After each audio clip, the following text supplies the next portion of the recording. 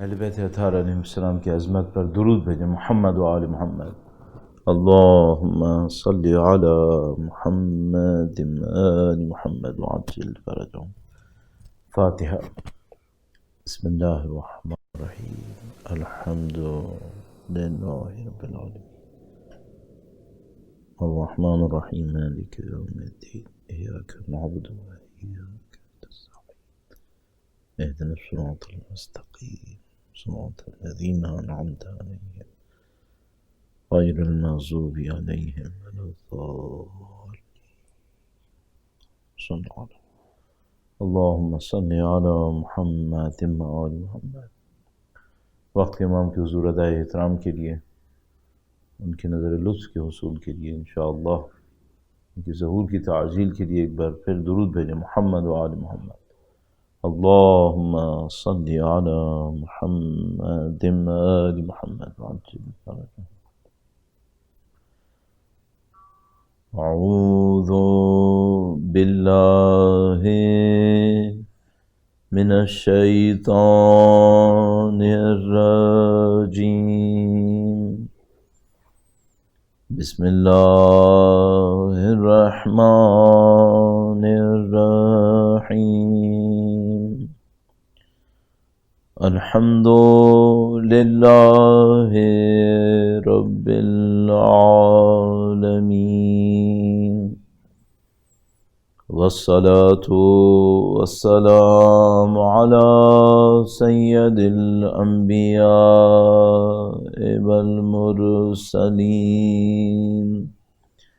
حبیب الہ العالمین ابی القاسم محمد. اللہم صلی علی محمد آل محمد وعجل فرجهم وعلى آلہ الطیبین الطاہرین سیما بقیت اللہ فی الأراضین.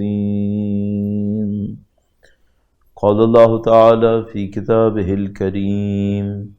بسم اللہ الرحمن الرحیم. ام حسبت ان اصحاب الكهف والرقیم كانوا من آیاتنا عجبا. درود بھیجے گا محمد و آل محمد پر. اللہم صلی علی محمد آل محمد وعجل فرجهم. پروردگار عالم کا شکر بجا لاتے ہیں خداوند متعال کی حمد و ثنا کے ساتھ. مالک کا بڑا احسان ہے، اس نے ہمیں کائنات کی بہترین ہستیوں کی محبت نصیب فرمائی، کائنات کی بہترین ہستیوں کا احترام نصیب فرمایا. ان کی محبت، ان کا احترام جو بے حق انسانیت کے ہادی ہیں، انسانیت کے رہنما. بڑا لطف ہے کہ خدا متعال نے ہمیں گمراہیوں سے بچا دیا. نہیں معلوم کن کن دروں کی ٹھوکریں کھاتے، نعوذ باللہ تعالی، پھر اس در پہ پہنچتے. یہ جگہ ہے کہ ہم اور آپ اپنے والدین کا بہرحال احسان قبول کریں. خدا متعال نے توفیق دی کہ ہم ایسے گھرانوں میں پیدا ہوئے جہاں پر شروع سے ہم نے امام حسین کا نام سنا، جہاں پہ بچپن سے ان عزاداریوں میں شرکت کی. یہ ہماری روح، ہماری گوشت پوشت کا حصہ بن گئے. الحمدللہ رب العالمین. تو آپ ذرا تصور کریں، کچھ بچے ایسے ہوں گے جنہوں نے زندگی بھر گناہ میں زندگی گزاری ہوگی. اللہ نے لطف کیا، گناہ تو ہماری زندگیوں میں بھی ہوں گے، لیکن خدا نے بڑا لطف کیا کہ ہمیں ایسے ماحول میں بھیجا جہاں پر ہم نے بچپن سے امام حسین کا نام سنا، ہم نے ان کی غم کی آوازیں سنی. اور یہ ہماری ماؤں کا احسان ہے کہ انہوں نے ہمیں گودیوں میں لے کر حسین کا ماتم کیا، سید الشہداء کا ماتم کیا. اس کا یقیناً ہماری روح پہ اثر پڑا. ایک اٹیچمنٹ کریٹ ہو گئی، ایک وابستگی، ایک محبت. اور اب اللہ سے دعا یہ ہے کہ یہ محبت وابستگی جو غیر ارادی طور پر ہمارے خاندانوں سے ہمیں مل گئی ہے، یہ ہماری زندگی میں نعوذ باللہ تعالی ہم سے چھن نہ جائے.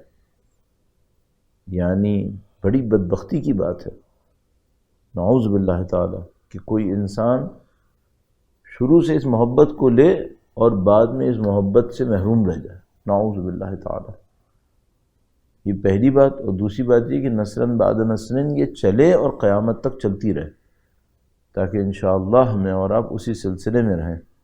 اور بڑی نفیس یہ دعا ہے جو معمولاً بیان کرتے ہیں، اللہم ارزقنا فی الدنیا زیارت الحسین وفی الآخرۃ شفاعت الحسین اللہم احشرنا تحت لواء الحسین وادخلنا الجنۃ من باب الحسین. اللہ انشاءاللہ اس دعا کو آپ کے اور ہمارے حق میں قبول فرمائے، اور انشاءاللہ ہمیں وقت کے امام کی نصرت کرنے والوں میں قرار فرمائے انشاءاللہ. درود بھیجیں محمد و آل محمد پر. اللہم صلی علی محمد و آل محمد وعجل فرجہم. عزیزان محترم، آپ عزاداران سید الشہداء جو امام حسین کے غم میں تشریف فرما ہے، ان 10 دنوں سے بہت کچھ حاصل کر سکتے ہیں. اور پہلے دن میں نے آپ کی خدمت میں عرض کیا تھا کہ آپ اس کو ایک تربیتی نظام کا حصہ سمجھیں. تو میں اپنے لیے یہ سوچتا ہوں کہ بھئی میں 10 دن سید الشہداء کی خدمت کروں، ذکر کروں، تو میری روح پہ اس کا کوئی اثر پڑنا چاہیے. آپ بھی ایسے ہیں. آج تیسری مجلس ہے، آپ اس سلسلے کا حصہ ہیں اور مزید انشاءاللہ حصہ رہیں گے. تو سوچئے کہ آپ کی روح پہ اس کا کیا اثر پڑنا چاہیے. آپ کو اس تربیتی نظام کا حصہ ہونا چاہیے. تو کچھ ایسا کیجئے کہ آپ کی روح ان دنوں کے گزرنے کے ساتھ ساتھ ترقی پاتی رہے، تکامل حاصل کرے. سید الشہداء کی فکر کو صرف 1-2 گھنٹے کے لیے اپنی زندگی کا حصہ نہ بنائیں. اللہم اجعل محیایا محیا محمد و آل محمد ومماتی مات محمد و آل محمد. یہ تھیم ہے، یہ زیارت کے وہ جسے کہتے ہیں کہ نعرے ہیں زیارت سید الشہداء کی. خدایا ہماری زندگی ان کے حساب سے گزرے، حیات کل حیات، نہ چند گھنٹے. تو آپ جو سید الشہداء کی عزاداری میں بیٹھیں، یہ نہ سوچیں کہ آپ نے چند گھنٹے کے لیے ایک وقت نکالا ہے. نعوذ باللہ تعالی، یہ شاید تعبیر اچھی نہیں ہے، لیکن اگر کوئی اس طرح سوچتا ہو کہ بھئی میں وقت نکال کے چند گھنٹے کے لیے آیا ہوں، نہیں، ایسا نہیں ہے. یہ تو ہماری زندگی اور موت کا عہد ہے سید الشہداء کے ساتھ. سلم لمن صارمکم حرب لمن حاربکم. صرف ماہ محرم میں، صرف عزاداری میں نہیں، زندگی کا عہد ہے. اور یہ وہ ولایت ہے جس کا ہم تذکرہ کر رہے ہیں. یہ ولایتیں جز وقتی ولایتیں نہیں ہیں، پارٹ ٹائم ولایت نہیں ہیں، یہ زندگی کے عہد ہیں. سید الشہداء کے ساتھ ہمارا تعلق زندگی اور موت کا بھی نہیں ہے، اس سے بڑھ کر ہے. ہم کہہ رہے ہیں اللہم احشرنا تحت لواء الحسین. خدایا معاملہ صرف محرم کا نہیں ہے، معاملہ صرف چند مہینوں کا نہیں ہے، چند سالوں کا نہیں ہے، زندگی موت سے آگے کا معاملہ ہے. ہم تو ان کے ساتھ محشور ہونا چاہتے ہیں، ہم ان کے ساتھ جنت میں داخل ہونا چاہتے ہیں. تو جو یہ دعوے کر رہا ہو اس کو اپنی زندگی میں محنت کرنی ہے یا نہیں کرنی ہے. تو آپ اور میں 2-3 طرح کے ہو سکتے ہیں مجلسوں میں شرکت کرنے والے. ایک وہ ہوں گے جو کسی بھی وجہ سے مجلس میں شریک ہیں، والدین لے کر آ گئے، ہمیشہ سے شرکت کرتے رہیں. میرے جیسا آدمی ہو سکتا ہے ہر سال پڑھتا ہے، اس سال بھی پڑھ لے. نعوذ باللہ تعالیٰ، اگر صرف اتنی نیت ہو تو حیف ہے، برائی ہے میرے لیے. تو نیت کیا ہونی چاہیے؟ نیت یہ ہونی چاہیے میں سید الشہداء کی درسگاہ میں آیا ہوں، میں تربیت کے لیے آیا ہوں، میں اس لیے آیا ہوں کہ میری زندگی ان کے راستے پہ چلے. اور میرا ایک عہد ہے، میرا ایک پیمان ہے، اور وہ عہد و پیمان یہ ہے کہ یا لیتنی کنت معکم فافوز معکم فوزا عظیما. اے کاش میں آپ کے ساتھ ہوتا. اچھا میں پیچھے تو نہیں جا سکتا، 1400 سال پہلے جا کے کربلا کے میدان میں تو کھڑا نہیں ہو سکتا. پتہ نہیں کن کن سعادتوں کے ساتھ لوگ وہاں پہنچے ہیں، اس پہ انشاءاللہ عرض کریں گے. تو یہ پیمان لفظی پیمان ہے، یہ جو وعدے ہیں یہ صرف لفظ کے وعدے ہیں، نعوذ باللہ تعالیٰ۔ دین میں صرف لفظ نہیں ہوتے، دین میں حقیقت ہوتی ہے۔ میں نے کل شاید آپ کی خدمت میں عرض کیا تھا، دین حقائق کا ایک مجموعہ ہے، حقیقتیں ہوتی ہیں۔ تو یہ جو آپ کہہ رہے ہیں یا لیتنی کنت معکم فافوز معکم، یہ صرف دعویٰ ہے، لفظ ہے، یا اس کے پیچھے کوئی حقیقت ہے؟ حقیقت ہے۔ وہ کیا ہے؟ کیا اہل بیت کا کام، پیغام، وعدہ، عہد، ذمہ داری ہماری سب ختم ہو چکی؟ نہیں، ابھی تو پورا نظام باقی ہے، ابھی تو وقت کے امام غیبت میں ہے۔ تو نصرت کس نے کرنی ہے؟ سید الشہداء کے چاہنے والوں نے۔ لہذا بڑا عجیب یہ نقطہ ہے، وہ یہ کہ جب مولا تشریف لائیں گے تو جب دنیا کے سامنے اپنا تعارف کروا رہے ہوں گے تو فرمائیں گے انا ابن الحسین، میں حسین کا بیٹا ہوں۔ اللہ اکبر! یعنی کہاں ہیں حسینی جو کہتے تھے سلم لمن سالمکم حرب لمن حاربکم؟ وہ حسینی آیا، اور جو دعا ہے ہماری ان 10 دنوں میں اور زندگی کے ہر لمحے میں مرتے دموں تک، وہ یہ کہ مولا، ایک قوم تھی جس نے حسین کا ساتھ نہیں دیا تھا، ہمیں وہ نہیں بننا ہے، ہمیں وہ بننا ہے جو سید الشہداء کے فرزند کا ساتھ دے گی۔ یہ ہمارا عہد ہے، یہ ہمارا پیمان ہے۔ اور عزیزان محترم، آپ جو تشریف فرمائیں مجلس سید الشہداء کے اندر، عزاداری سید الشہداء کے اندر، آپ اس عہد و پیمان کے حامی ہیں، آپ اس عہد و پیمان کا حصہ ہیں۔ تو جو محنت مجھے اور آپ کو کرنی ہے ان ایام کے اندر اور زندگی بھر کے لیے، وہ یہ کہ خدایا ہم وہ ہیں جنہوں نے ساری زندگی یا حسین کہا۔ ایسا نہ ہو کہ ہمارے یہاں مال ہمیں ایک ایسی جگہ پہ لے جائیں جب فرزند حسین تشریف لائیں کہیں امن یجیب المضطر، نعوذ باللہ تعالیٰ میں جواب نہ دے سکوں، نعوذ باللہ تعالیٰ۔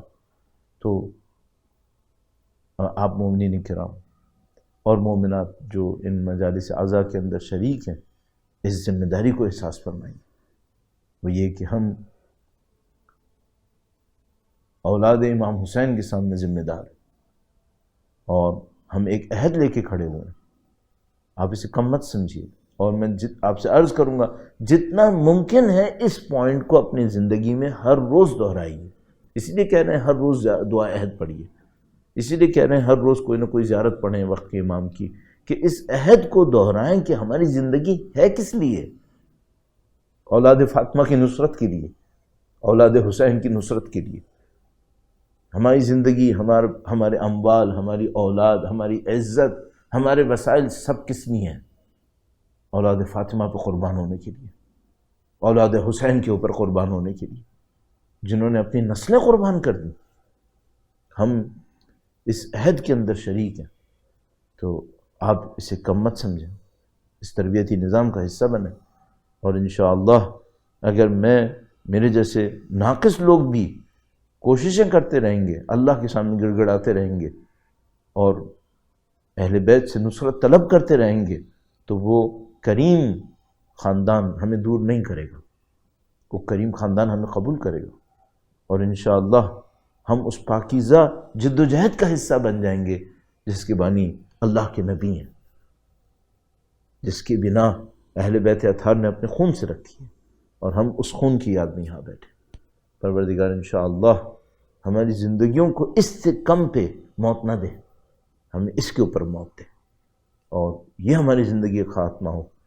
تو اللہم اجعل عواقب امورنا خیرا، ہماری زندگی کے اختتام کو بہترین قرار دے دے خدا۔ انشاءاللہ یہ ہمارا عہد، یہ ہمارا راستہ، اور یہ ہماری جد و جہد کا محور انشاءاللہ تعالی۔ اس ہدف کی تکمیل کے لیے، وقت کے امام کے حضور سرخرو ہونے کے لیے، اور نبی اولاد نبی کے سامنے باعزت سربلند زندگی گزارنے کے لیے درود بھیجیں محمد و آل محمد پر۔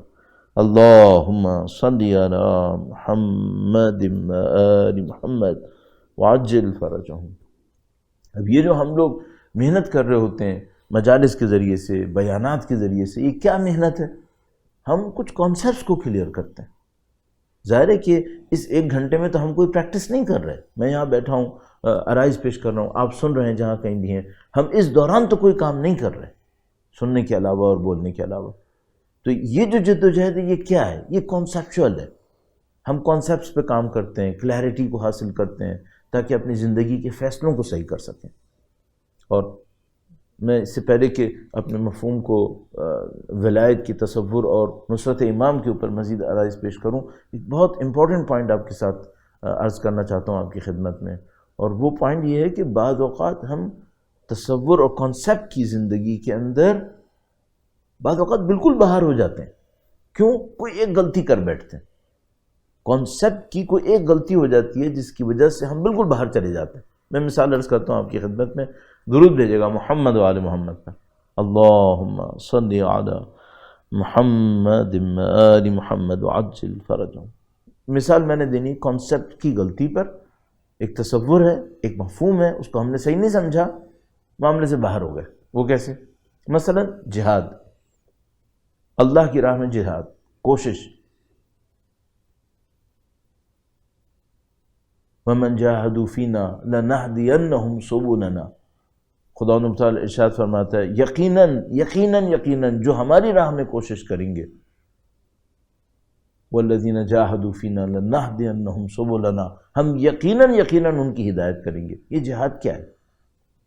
اچھا، ایک ٹرم آپ کے سامنے ہے، اس کے اوپر ایک کانسیپٹ ڈیولپ ہوتا ہے۔ جہاد یعنی تلوار سے جہاد، فرض کر لیجئے کانسیپٹ ڈیولپ ہو گیا۔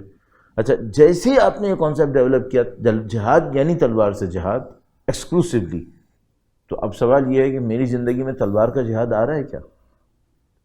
نہیں، میں نہ ملٹری مین ہوں، نہ میں مثال کے طور پر شمشیر زنی کے زمانے کے اندر ہوں، تو میں تو اس جہاد سے باہر ہو گیا۔ پھر اگر جہاد کا مطلب صرف وہ ہو تو میں بالکل باہر ہو گیا۔ اب نہ میں مجاہد ہوں، نہ میں جہاد کے اندر ہوں، نہ جہاد کے مقابلے میں میری کوئی ذمہ داری ہے۔ یہ سب کیوں ہو رہا ہے؟ کیونکہ میں نے کانسیپٹ آف جہاد جو اپنے ذہن میں بنایا ہے وہ ایسا بنایا جس سے میں باہر ہو گیا۔ کیا خدا نے یہ چاہا تھا؟ نہیں۔ آپ جہاد کے تصور کے اوپر محنت کریں، روایات میں دیکھیں اور واقعات کی روشنی میں دیکھیں تو جہاد کیا ہے؟ جہاد اللہ کی راہ میں کوشش ہے، اور جہاد اصغر ہے جو جنگ ہے، اور جہاد اکبر ہے جو نفس کے خلاف جہاد ہے۔ اچھا، اب ممکن ہے کہ آپ جہاد اصغر کا حصہ نہ ہو، چھوٹے جہاد کا حصہ نہ ہو، کیوں؟ کیونکہ آپ کے سرکمسٹانسز میں جنگ نہ ہو، آپ اس کے کیپیبل نہ ہوں، لیکن سوال یہ ہے کہ کیا آپ جہاد اکبر کا بھی حصہ نہیں ہیں؟ وہ تو کوئی انسان ہو ہی نہیں سکتا کہ اس کا حصہ نہ ہو۔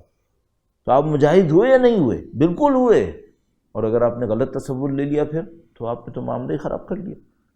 میں تو بالکل آؤٹ ہو گیا اگر میں نے جہاد کا تصور غلط لے لیا، اور یہ وہ مشکل ہے جو ہمارے پاس بہت زیادہ ہے، اور اس کی وجہ سے بڑی غلطیاں ہو رہی ہیں، وحشتناک غلطیاں جس کو ہم لوگ کہہ سکتے ہیں۔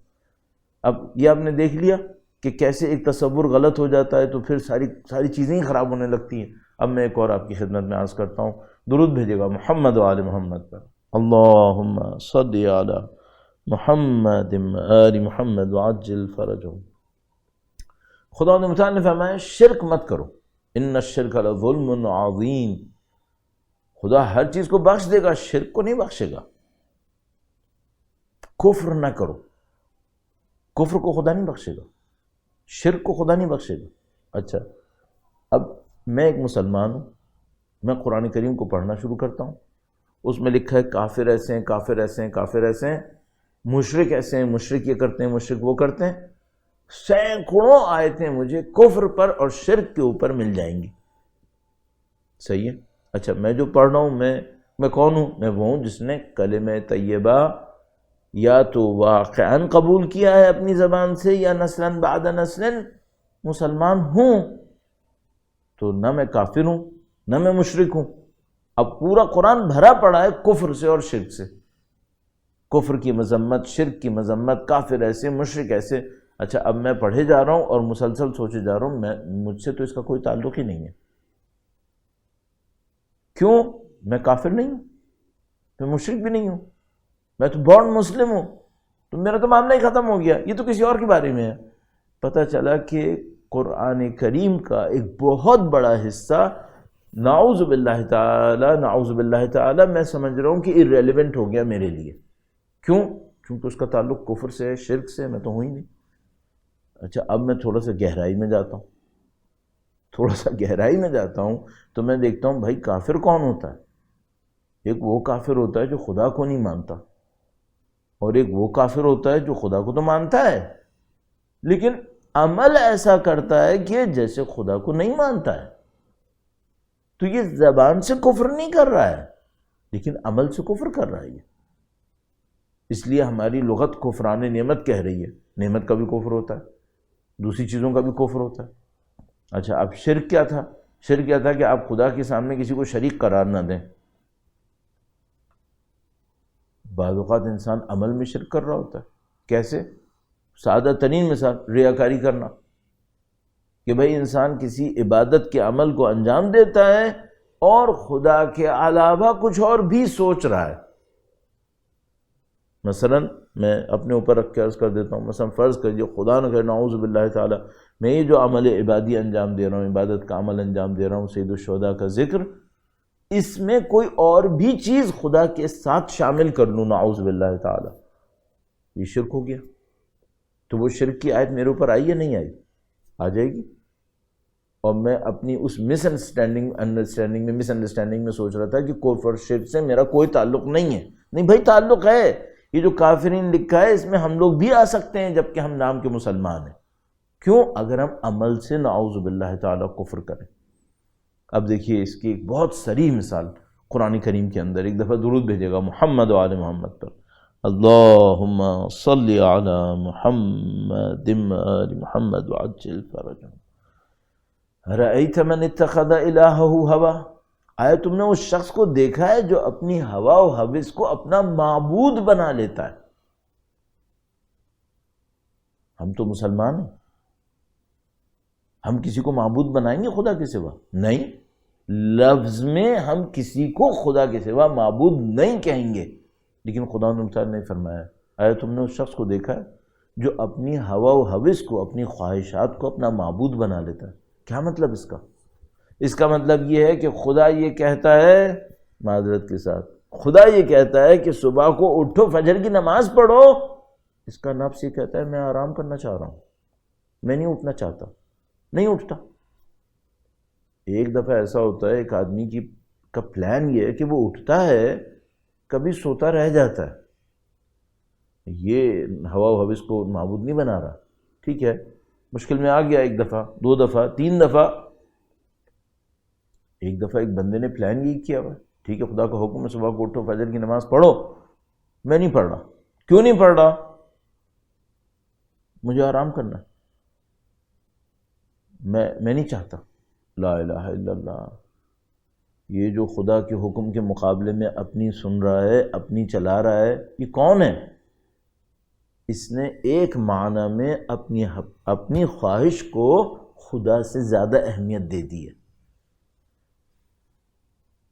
اس معاملے کے اندر یا یہ کافر ہے یا یہ مشرک ہے. اس معاملے کے اندر کیوں؟ اپنی خواہش کو، اپنے آرام کو خدا کے حکم پہ ترجیح دے رہا ہے. اب بہت سارے، یقیناً مجھے پتا ہے بہت سارے ایسے لوگ ہیں جنہوں نے اتنی گہرائی کا سفر نہیں کیا ہوگا. وہ مثال کے طور پہ نعوذ باللہ تعالیٰ نماز فجر قضا کر رہے ہوں گے، ریگولر قضا کر رہے ہوں گے نعوذ باللہ تعالیٰ، اور یہ نہیں سوچتے ہوں گے کہ جو ہم جو کر رہے ہیں یہ کفر اور شرک تک بات پہنچ رہی ہے. نہیں سوچتے ہوں گے. میرے خیال میں غلطی کر رہے ہیں کہ نہیں سوچ رہا. کیوں؟ کیونکہ نتیجہ وہی نکل رہا ہے. اور پھر سب سے بڑی مشکل یہ ہے کہ بھائی جب آپ صبح ہی صبح خدا کی ایک نافرمانی کر لیتے ہیں، اس کے بعد توقع کرتے ہیں کہ دن اچھا گزرے گا، تو آپ یہ ستم مت کریں. ستم میں نے محاورتاً نہیں کہا ہے، واقعاً کہہ رہا ہوں، ظلم ہے. یہ بہت بڑا ظلم ہے اپنے اوپر کہ ہم دن کی ابتدا ایک غلطی سے کر بیٹھے، اور ایک گناہ سے کر بیٹھے. تو میں نے آپ سے عرض کیا تھا ہم تربیتی نظام کے اندر ہیں. تو اب آپ لوگ جو یہاں تشریف فرمائے عزاداری کے اندر، اگر آپ میں سے کوئی ایسا تھا جو فجر کی نماز وقت پہ نہیں پڑھ رہا تھا، تو میں اس سے ایک بات عرض کروں گا، سید الشہداء کے احترام میں کیا تم نمازی نہیں بن سکتے؟ امام حسین کے احترام میں سلام اللہ علیہ، جنہوں نے نماز عاشور کی ظہر میں پڑھی ہے، اللہ اکبر. محاورے میں نہیں تھا برستے تیر. برستے تیر کا مطلب ہوتا ہے تیر بارش کی طرح آ رہے تھے. محاورے میں نہیں تھا، عملاً ایسے ہی تھا، تیر بارش کی طرح برس رہے تھے. اور ایک تیر لگنے کا مطلب کیا ہے؟ جس طرح آج ہمارے زمانے میں اگر آپ مثال کے طور پہ ایک جائیں، ایک آدمی کوئی مشین گن لے اور مارنا شروع کر دے اور وہ گولیاں بارش سے زیادہ تیزی سے چل رہی ہوتی ہیں. تیر ایسا ہوتا ہے، ایک تیر لگ جائے انسان کی باڈی کے اندر اس کا اثر ہوتا تھا. تیر بارش کی طرح برس رہے تھے اور لوگ شہید ہو رہے تھے اور سید الشہداء نماز پڑھ رہے تھے. تو اگر خدا نہ کرے نعوذ باللہ تعالی یہاں پہ کوئی ہے جو نماز ریگولر نہیں پڑھتا ہے یا مثلا فجر کی نماز قضا کرتا ہے، تو میں اس سے عرض کروں گا کہ دیکھو آپ اور میں عزاداری کے ذریعے سے امام حسین سے نزدیک ہونا چاہتے ہیں. امام حسین سے نزدیک ہونے کے لیے نماز کو ترک کرنا بالکل مخالف عمل ہے، بالکل مخالف. آپ امام حسین سے نزدیک نہیں ہو سکتے جب تک کہ آپ ان کی عادتوں کو، ان کے احکام کو نہ اپنائیں. قابل تصور ہے کوئی شخص روز عاشور، شب عاشور سید الشہداء کے کیمپ میں وہ نماز نہ پڑھ لو؟ نہیں، ممکن نہیں ہے. تو آپ یہ رسک مت لیں. آپ جس نے ساری زندگی امام حسین کا نام لیا ہے، سید الشہداء پہ ماتم کیا ہے، ان کے غم میں روئے ہیں، آپ یہ رسک مت لیں. اپنی زندگی کے اندر ریگولر ہو جائیں اور انشاءاللہ اس تربیت کا حصہ بنیں تاکہ انشاءاللہ سید الشہداء کے ہمراہ محشور ہو سکیں، ان کی اولاد کا ساتھ دے سکیں. درود بھیجیں محمد و آل محمد پر. اللہم صلی علی محمد و آل محمد وعجل فرجهم. تو وہ جو ہم پڑھ رہے تھے کہ مثلا شرک کفر، وہ شرک و کفر بھائی مسلمان کے اندر بھی ہو سکتا ہے. اب اگلی دفعہ آپ قرآن کریم پڑھ رہے ہو اور شرک کی آیت آئے، کفر کی آیت آئے، یہ مت سوچیے گا یہ صرف مثلا کرسچنس کے لیے ہے یا کسی اور دین کے ماننے والوں کے نہیں، مسلمانوں کے لیے بھی ہو سکتا ہے، کیونکہ ان کے اندر بھی کافر موجود ہو سکتے ہیں ایک سینس کے اندر. ہاں، اصل کفر خدا کا انکار ہے، جو نعوذ باللہ تعالیٰ کوئی کلمہ طیبہ نہ پڑھے اور کسی بت کے سامنے سر جھکانے کے لیے کھڑا ہو جائے، لیکن عملاً اگر کوئی شخص احکام خدا کا انکار کر لے عمل کے ذریعے سے، وہ بھی کفر ہے، وہ بھی شرک کر رہا ہے. تو یہ ایک انتہائی اہم مفہوم ہے اور اس پہ آپ توجہ فرمائیے. اور میں اپنے موضوع کی طرف تھوڑا سا اور اس کو آگے بڑھانے کے لیے آتا ہوں اور انشاءاللہ آرائز پیش کروں گا. ایک بار پھر اس دعا کے ساتھ کہ خدا ہمیں ولایت اہل بیت اطہار علیہم السلام کو سمجھنے اور اس پر عمل کرنے کی سعادت نصیب فرمائے. درود بھیجیں محمد و آل محمد پر. اللہم صلی علی محمد و آل محمد وعجل فرجهم. قرآن کریم میں نے عرض کیا ولایت ایک حاکمیت کے معنی میں ہے، اور ولایہ تو میں اردو کی خاطر عرض کر رہا ہوں، ورنہ عربی میں نے عرض کیا قرآن کریم میں دو جگہ جو خود ولایہ کا لفظ آیا وہ واو پر زبر کے ساتھ آیا، ولایا. چونکہ اردو میں تلفظ ولایت ہے اس لیے میں اس کو ولایت عرض کر رہا ہوں، ورنہ ولایا آیا ہے عربی کے اندر. البتہ اردو میں ولی بھی استعمال ہوتا ہے، عربی میں ولی ہے، وہیں سے لیا گیا ہے. ولی بھی قرآن کریم میں آیا ہے، اللہ ولی الذین آمنوا. اچھا، اب یہاں پر ایک چھوٹی سی ایک باریک سی بات ہے، وہ یہ کہ اللہ ولی ہے تو ہم کسی اچھے آدمی کو کیوں کہتے ہیں ولی اللہ؟ ولی تو اللہ ہے، اللہ ولی الذین آمنوا، اللہ ولی مومنین کا. تو یہ ہم انسانوں کو ولی کیوں کہتے ہیں؟ اشہد ان علی ولی اللہ کیوں کہتے ہیں؟ ولی دونوں معنی میں استعمال ہوتا ہے. ولی اس معنی میں بھی استعمال ہوتا ہے جو سرپرست ہے، اور ولی اس معنی میں استعمال بھی ہوتا ہے جو اللہ کو اپنا سرپرست مانتا ہے، وہ بھی ولی اللہ ہے. بس ولی کا لفظ ایک سینس میں حاکم کے لیے بھی ہوتا ہے جو اوپر ہے، اور اس کے لیے بھی ہوتا ہے جو اس کو اوپر مانتا ہے، وہ بھی ولی اللہ ہے. تو یہ ولی کا لفظ بہت عجیب ہے، یہ دونوں معنی میں استعمال ہوتا ہے. عربی میں ٹیکنیکلی اس کو کہیں گے فاعل میں بھی استعمال ہوتا ہے، اس میں فاعل اور اس میں مفعول، کہ جو خود حاکم ہے اس میں بھی اور جو اس کو حاکم مانتا ہے اس میں بھی. تو اللہ ولی الذین آمنوا وہ بھی ہے، اور کوئی ولی اللہ ہے وہ اللہ کو اپنا ولی مانتا ہے، اس کو بھی ہم ولی اللہ کہتے ہیں. دونوں میں قرآن کریم نے دونوں میں استعمال کیا ہے. یہ جو ولایت ہے، اس ولایت کے مقابلے میں کیا ہے؟ مولا کا بہت نفیس ایک فرمان نہج البلاغہ کے اندر ہے جو بہت گتھیوں کو سلجھاتا ہے، وہ ہے تُعْرَفُ الْأَشْيَاءُ بِأَضْدَادِهَا، چیزیں اپنی ضد سے پہچانی جاتی ہیں۔ پھر اگر آپ کو یہ سمجھنا ہے کہ نور کیا ہے، نور، تو تاریکی میں کھڑے ہو جاؤ، نور سمجھ میں آئے گا۔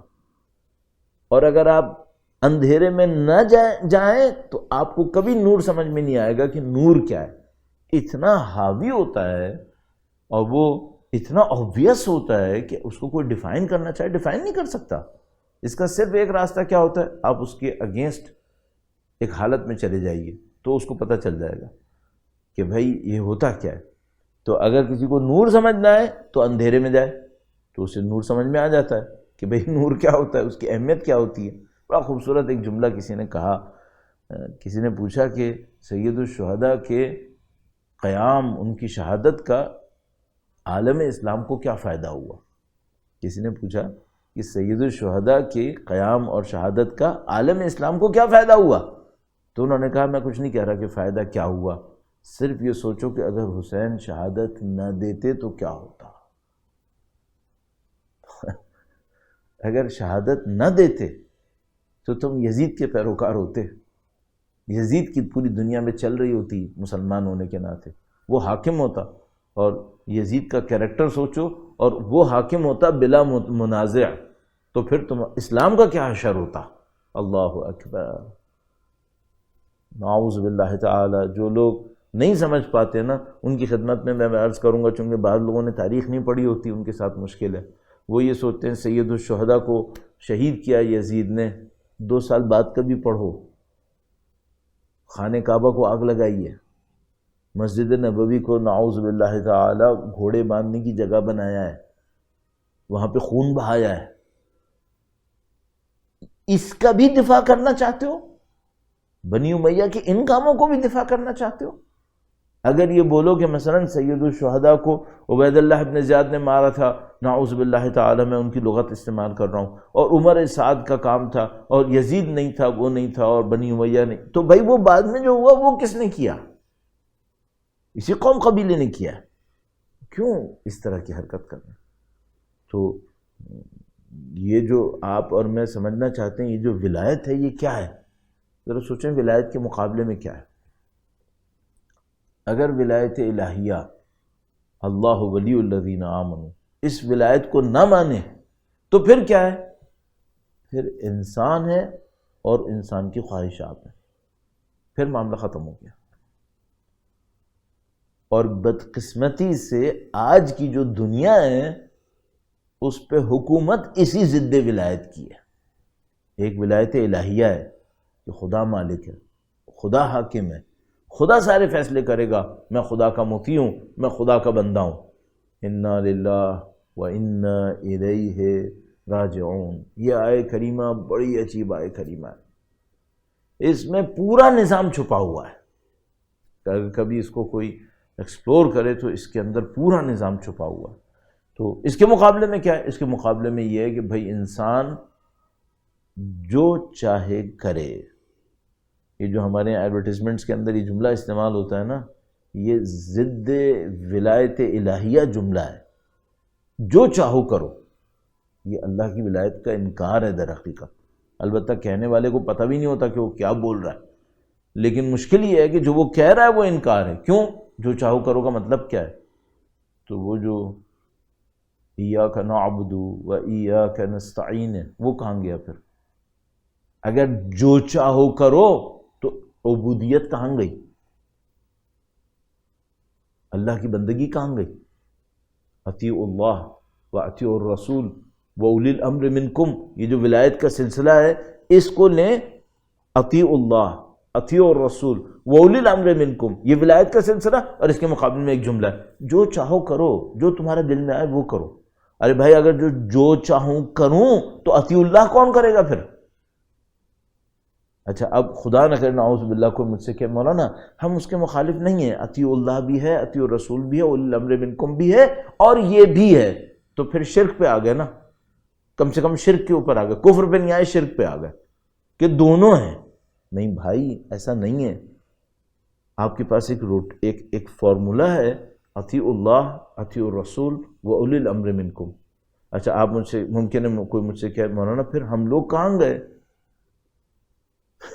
یعنی وہ کہہ رہا ہے کہ یہ جو اللہ اور رسول ہیں اور اولی الامر ہیں، ان کی اگر میں مانتا رہوں گا، معذرت چاہتا ہوں میں کاؤنٹر آرگومنٹ استعمال کر رہا ہوں، اگر میں ان کی مانتا رہوں گا میں کہاں گیا، میری کب چلے گی؟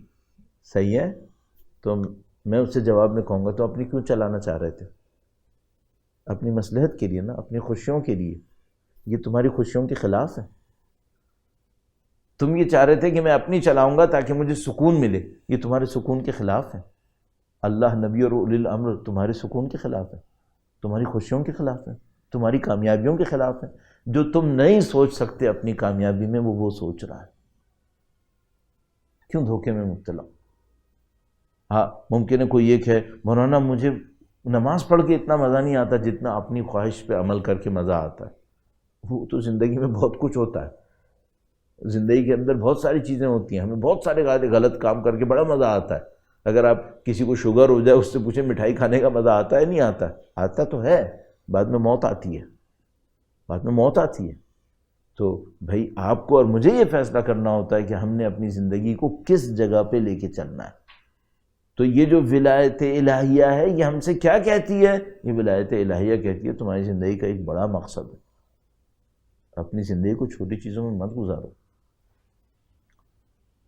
آپ ولایت کا مطلب سمجھنا چاہتے ہیں؟ ولایت کے مقابلے کو دیکھ لیں، وہ اچھا لگتا ہے، اس کے نتائج اچھے لگتے ہیں. اور میں چونکہ تھوڑا بہت میرا سوشل سائنسز اور پولیٹیکل سائنسز کے اندر ایکسپیرینس ہے، تو میں صرف اتنا ہی سوچتا ہوں کہ بھائی تم تاریخ بشریت کو دیکھ لو، اور کچھ نہیں دیکھ سکتے تو اسی ماڈرن ٹائم کو دیکھ لو، انہی زمانوں کو دیکھ لو کہ ضد ولایت الہی جو چلے انہوں نے دنیا کو کیا دیا. اب جناب علی کوئی کہے گا مولانا ٹیکنالوجیز ہیں، ماڈرن لائف ہے، یہ ہے وہ ہے. کتنے پرسنٹ کے لیے؟ کتنے لوگ انجوائے کر رہے ہیں اس سے، اور کتنے لوگ مر رہے ہیں؟ مشکل سے جو اس آرٹیفیشل لائف کے اندر بیٹھے ہوئے ہیں ان کا بھی حشر ہمارے سامنے ہے. اگر میں کہوں کہ نہیں، جتنے لوگ یورپ میں بیٹھے ہیں، جتنے لوگ امریکہ میں بیٹھے ہیں، جتنے لوگ آسٹریلیا میں جیسے ملک میں بیٹھے ہیں، یہ سب دنیا کے خوش ترین لوگ ہیں، بہت خوش ہیں یہ لوگ. کتنے فیصد ہیں یہ؟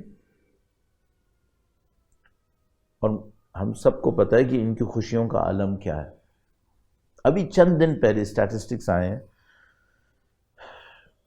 93,000 لوگ امریکہ کے اندر ایک سال میں اوور ڈوز سے مرے ہیں، منشیات کی اوور ڈوز سے مرے ہیں. اوور ڈوز کا مطلب کیا ہے؟ جو ریگولر ڈوز لے لے کے مر رہے ہیں ان کو کاؤنٹ نہیں کر رہے.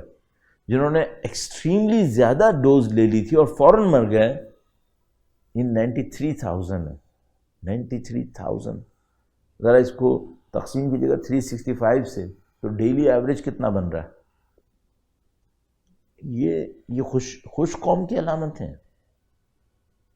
تو یہ جو غیر الہی نظام تھے انہوں نے کیا دیا تھا؟ انہوں نے ہمیں بنی امیہ دیا، انہوں نے ہمیں یہ دیا. وقت نہیں ہے خدا کی طرف آئیں، اور دنیا آئے یا نہیں آئے، آپ آنا چاہتے ہیں یا نہیں آنا چاہتے؟ آپ جو سید الشہداء کے چاہنے والے ہیں، سید الشہداء نے آخر وقت تک ہمیں کیا پیغام دیا تھا؟ تو عزیزان محترم، ان اوقات کو غنیمت سمجھیں. شاید ہم ظہور سے بہت نزدیک ہوں، اور شاید کسی بھی لمحے ہمیں خبر ملنے والی ہو انشاءاللہ. اور پھر ایک مشکل ہے، اس کے بعد پھر ٹائم نہیں ہوگا. جو کرنا ہے وہ ابھی کرنا ہے.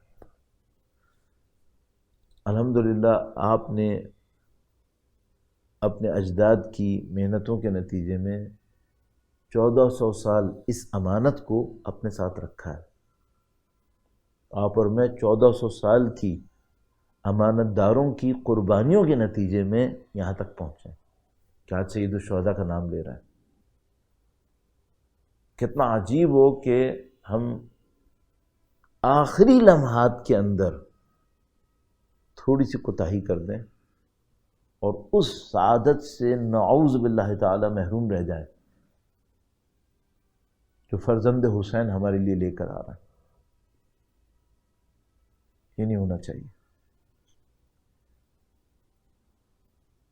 ہم بچپن سے امام حسین پہ روئے ہیں، ہمارے ساتھ ایسا نہیں ہونا چاہیے. ہم نے بچپن سے کہا ہے، ہم نے بچپن سے ندائیں سنی، حل من ناصر ینصرنا. ہمارے ساتھ ایسا نہیں ہونا چاہیے. ہمیں فرزند حسین کا ساتھ دینا چاہیے. کربلا داستان ہے امام کے ساتھ دینے والوں کی. اللہ اکبر. خود امام کی اور امام کے ساتھ دینے والوں کی کہانی کربلا. کتنے سعادت مند لوگ ہوں گے وہ لوگ. لیکن عجیب معاملہ ہے، جس وقت وہ لوگ سید الشہداء کا ساتھ دے رہے تھے اس وقت وہ دنیا کے اکیلے ترین افراد تھے. یہ بہت عجیب بات ہے. اس وقت یوں لگ رہا تھا جیسے ساری دنیا نعوذ باللہ تعالی یزید کے ساتھ. یہ دنیا کے اکیلے لوگ تھے جو سب کچھ چھوڑ کر امام حسین کے ساتھ کھڑے ہو گئے تھے. ان کے اندر اتنی بصیرت تھی کہ لوگوں کی تعداد، دنیا میں کامیابی ناکامی، دنیا کی طاقت، دنیا کی دولت انہیں متاثر نہیں کر سکی، انہیں اندھا نہیں کر رہی تھی. یہ اہل بصیرت تھے. ہمیں اہل بصیرت ہونا ہے، ہمیں ان کے نقش قدم پہ چلنا ہے. اور اگر کوئی یہ کہے کہ مولانا اگر میں امام حسین کی نصرت کے لیے کوشش کروں اور میں اچھا انسان نہیں تھا تو کیا میں کر سکتا ہوں؟ اگر میں میتھمیٹکس کی طرح دیکھوں تو میں کہوں گا نہیں کر سکتے. لیکن اگر میں اس خاندان کی کرامت کو دیکھوں تو کہوں گا کیوں نہیں کر سکتے. یہ خاندان کریم ہے. یہ ایک لمحے کی شرمندگی کو بھی قبول کر لیتے.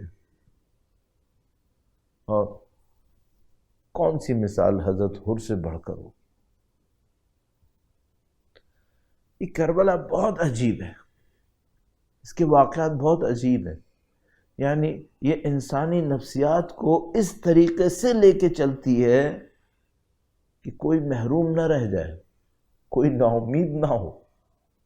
تو اگر میرا جیسا کوئی انسان ہو جس کو پتا ہو کہ اس نے زندگی میں گناہ کیے ہیں اور اس کو پتا ہو کہ اس نے ان ذمہ داریوں کو اس طرح انجام نہیں دیا جس طرح انجام دینا چاہیے، تو کیا میں نا امید ہو جاؤں امام حسین کے لیے کہ میں امام کا ساتھ نہیں دے سکتا ان کے فرزند کا؟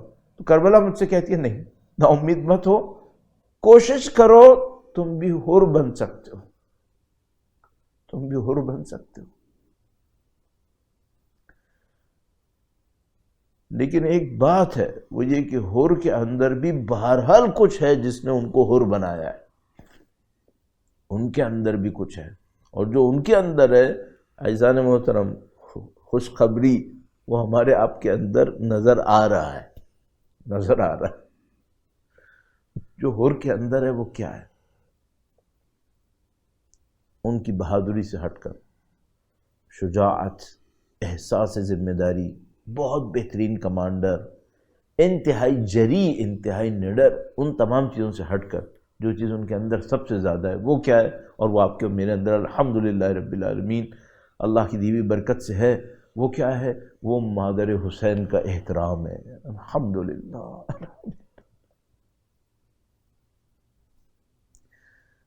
وہ بی بی سیدہ کا احترام سلام اللہ علیہا. جب سید الشہداء کے راستے میں آئے، سید الشہداء کا راستہ روک لیا اور کہا کہ میں حکم رکھتا ہوں، میرے پاس حکم ہے کہ آپ کو روکوں. سید الشہداء نے بہت تحمل دکھایا. سید الشہداء کے پاس جو لوگ تھے وہ حر کے لشکر کو ہرانے کے لیے بہت تھے، گرچہ اس وقت بھی حر کا لشکر 1000 تھا اور سید الشہداء کا لشکر ظاہر ہے کہ چند سو بھی نہیں تھا، لیکن یہ 1000 پر بہت بھاری تھے. اور دوسری بات یہ کہ وہ 1000 ناتوان تھے، پیاسے تھے، بھوکے تھے۔ سید الشہداء کے لشکر کے لیے کوئی مشکل کام نہیں تھا کہ سید الشہداء کا یہ جرار لشکر اٹھتا اور ان 1000 کو ختم کر دیتا، 1000 کو۔ سید الشہداء نے یہ نہیں کیا، پانی پلایا۔ کربلا کی تاریخ اتنی عجیب ہے، سید الشہداء نے ہر کے لشکر کو پانی پلایا پورے تحمل کے ساتھ، جبکہ ہر دشمن بن کے آئے تھے۔ سید الشہداء نے دشمنی نہیں دیکھی، ان کی پیاس کو دیکھا، ان کی پیاس کو پورا کیا۔ اور بعد میں جب نماز پڑھنے کا ٹائم آیا تو ہر سے کہا، ہر تم اپنے قبیلے کے ساتھ نماز پڑھو گی لشکر کے ساتھ یا ہمارے ساتھ؟ ہر کا احترام نظر آیا، کہا یہ کیسے ہو سکتا ہے کہ میں فرزند رسول کے علاوہ کہیں اور نماز پڑھوں، میں آپ کے پیچھے نماز پڑھوں گا۔ یہ احترام غیر معمولی ہے۔ ہر طاقت کا مظاہرہ کر سکتے تھے کہ میں مخالف فوج کا سردار ہوں، میں کیسے آپ کے پیچھے نماز پڑھوں گا، یا میرا لشکر تو آپ سے لڑنے آیا، ہم کیسے آپ کے پیچھے نماز پڑھیں۔ لیکن یہ جو جملہ ہے نا، یہ سید الشہداء کے احترام میں یہ بتا رہا ہے کہ ہر کو پتہ ہے کہ دنیا تو شاید یزید حکومت کر رہا ہو، آخرت میں حاکم حسین ہے، عبادت میں حاکم حسین ہے، اللہ کے سامنے حکومت حسین کی ہے، نہیں چلتی کسی اور کی حکومت۔ ورنہ اگر یہ ہر کے دماغ میں ولایت کا لفظ سوچے گا، ولایت یزید کی ہوتی، حکومت کی بات نہیں کر رہا، طاقت کی بات نہیں کر رہا، ولایت کی بات کر رہا ہوں، اصل ولایت، وہ ولایت کسی اور کی ہوتی تو ہر کہیں اور نماز پڑھتے پھر۔ ہر کو پتا تھا ولایت نبی اور اولاد نبی کی ہے، اہل ولایت ہیں، ہر اہل احترام ہے، بی بی کا احترام کیا۔ سید الشہداء نے اسی لیے کہا تھا، جب اصرار کیا قافلے کے روکنے پر تو سید الشہداء نے فرمایا سکلت کا اموک، تیری ماں تیرے غم میں بیٹھے، تو کیسی باتیں کر رہا۔ جیسے ہی سنا تو ہر گویا غصے میں آنے لگے، پھر کنٹرول کیا اور کہا کہ آپ کی ماں کو نیکی کے سوا یاد نہیں کر سکتا میں۔ یہ جو بی بی سیدہ کا احترام تھا۔ اب میں آپ سے پوچھتا ہوں، میں نے آپ سے کہا خوشخبری، شاید اچھا لفظ نہ ہو مصائب کے دوران، لیکن آپ سے کہہ رہا ہوں، آپ اپنے اور خدا کے درمیان اپنے آپ سے پوچھیں اور اپنے خدا سے کہیں، خدا تو میرے دل کو جھانک کے دیکھ، میں بنت رسول کا احترام کرنے والا ہوں یا نہیں۔ میں اپنی تنہائیوں میں، اپنی زندگی کے ہر موڑ کے اوپر بی بی سیدہ کا احترام کرتا ہوں یا نہیں کرتا ہوں۔ تو خدا اگر میں بھی ان کا احترام کرنے والا ہوں تو مجھے بھی اس راستے پہ چلا جس پہ اور چلے، خوشبخت ہو گئے، سعادت مند ہو گئے۔ آپ اس احترام کی قدر و قیمت کو جان کے چلیں۔ اور ہر نے اس کی قیمت کو سمجھا تھا نا، جب سید الشہداء کے پیچھے نماز پڑھ لی اور سید الشہداء کی والدہ گرامیہ کو اچھے الفاظ میں یاد کر لیا تو خدا نے گویا ہر کو چن لیا، عذاب کی آگ سے باہر نکال لیا، اور صبح عاشور ہر نے فیصلہ کر لیا کہ میں نے حسین کا ساتھ دینا۔ ہم لوگ کتنی آسانی سے یہ جملہ کہہ دیتے ہیں، عزیزان محترم انتہائی سخت ہوگا۔ صبح عاشور لشکر کی تعداد، لشکر کی ظاہری طاقت سب کو بتا رہی تھی کہ چند گھنٹوں کے اندر کیا ہونے والا ہے۔ ہر کو بھی پتا تھا میں یہاں سے نکلوں گا، وہاں جاؤں گا، پھر میرے ساتھ کیا ہونے والا ہے، اور مطمئن سید الشہداء کے پاس آ گئے، اس پر مطمئن کہ میں نے صحیح فیصلہ کیا ہے، اور اس پہ مضطرب کہ اب حسین کے سامنے کس منہ سے جاؤں۔ اطمینان تو تھا کہ میرا فیصلہ صحیح ہے، لیکن اندر اندر مضطرب تھے کہ میری وجہ سے حسین کے بچے پیاسے ہیں۔ یہ جو بچوں کی پیاس کی آواز آ رہی ہے، اگر میں نے امام حسین کو نہر کے پاس رکنے دیا ہوتا تو یہ بچے پیاسے نہیں ہوتے۔ اور ایک باعزت، جری، نڈر، بہادر شخص کے لیے بہت سخت ہے کہ وہ یہ دیکھے اس کی وجہ سے بچے مصیبت میں ہیں، اس کی وجہ سے اولاد نبی مصیبت میں ہیں۔ اور نہیں معلوم کس پریشانی اور پشیمانی کے ساتھ حور سید الشہداء کی طرف آئے. حور سید الشہداء کی خدمت میں پہنچے. اب مجالس میں بیانات ہیں اور میں انہی کو دہراتے ہوئے آپ کی خدمت میں عرض کروں گا. اور بس آپ کی خدمت میں اتنا عرض کروں گا، بار بار یہ سوچئے گا انشاءاللہ خدا ہمیں امام حسین کے سامنے سرخرو کر. بس ایک موقع آیا کہ حور سید الشہداء کے سامنے پہنچے. اب ہمارے پاس بیانات موجود ہیں کہ مثلا حور نے اپنی آنکھوں پہ پٹی باندھی، اپنے ہاتھوں کو بندھوا لیا اور اپنے آپ کو سید الشہداء کے سامنے غلاموں کی صورت میں لے کر آئے کہ مولا مجھے معاف کر دے. شاید حور نے اپنی شرمندگی کو چھپانے کے لیے کیا ہوگا، ورنہ حور کو پتا ہے کہ حسین کریم ہے. اگر آنکھوں پہ پٹی نہیں بھی باندھتے نا، ہاتھوں میں رسی نہیں بھی باندھتے، امام حسین کے سامنے آ جاتے تو امام حسین یقیناً معاف کر دیتے. لیکن حور باعزت انسان ہے، شاید ان سے برداشت نہیں ہو رہا ہوگا کہ میں کیا کروں کہ اپنے گناہگار ہونے کو ثابت کروں، اس لیے انہوں نے یہ کام کیا ہوگا. امام حسین کے سامنے آئے سید الشہداء نے ایک لمحہ نہیں لگایا اور گویا حور کو ایسے قبول کیا جیسے حور سے یہ کہہ رہے ہو کہ حور میں تو تمہارا کب سے انتظار کر رہا تھا، تم میری ماں کے چاہنے والے ہو، تم میری ماں کا احترام کرتے ہو، تم کس غلط لشکر میں کھڑے ہو. حور سید الشہداء کے پاس آ گئے. الحمدللہ رب العالمین، گویا حور کو جنت یہیں مل گئی. امام حسین کے پاس آ گئے. اب امام حسین سے کہا کہ مولا میں چاہتا ہوں قربانی دوں، میں چاہتا ہوں میرا بچہ قربانی دے. اور پہلے گویا اپنی ولد کو بھیجا، اپنے بیٹے کو بھیجا قربان ہونے کے لیے. ہمارے پاس اس طرح کا بیان موجود ہے کہ جب سید الشہداء نے دیکھا کہ حور اپنے بیٹے کو قربان کر رہے ہیں اور ایک موقع پر اس بیٹے نے گر کر ندا دی.